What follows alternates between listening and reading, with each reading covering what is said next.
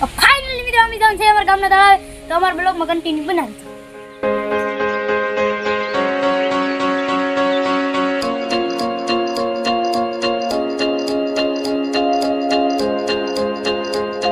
Finally મિત્રો અમે પહોંચી ગયા છીએ અમારા ગામના તળાવે.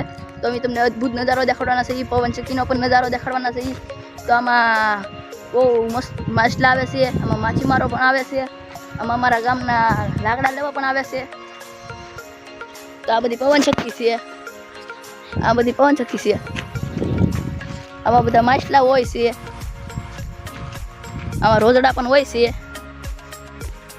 તો અમે જઈએ છીએ, તમને અદ્ભુત નજારો દેખાડવાના છે.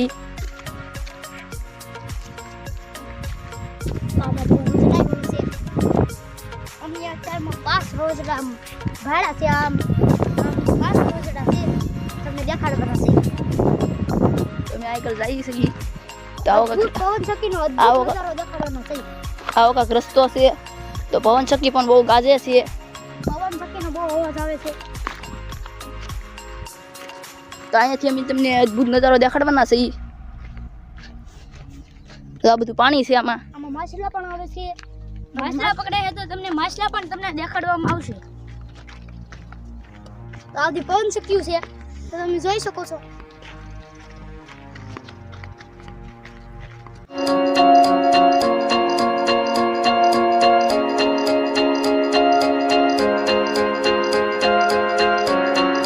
તો મિત્રો અમે પાણકાથી કેટલા બધા માછલા મારીને હશે. તમને ખબર તો હશે કે પાણકાથી માછલા મરતા જ નહીં. પણ કોઈ આપણા ઘા કરે છે, લીવડાથી માછલા જ ન મળે.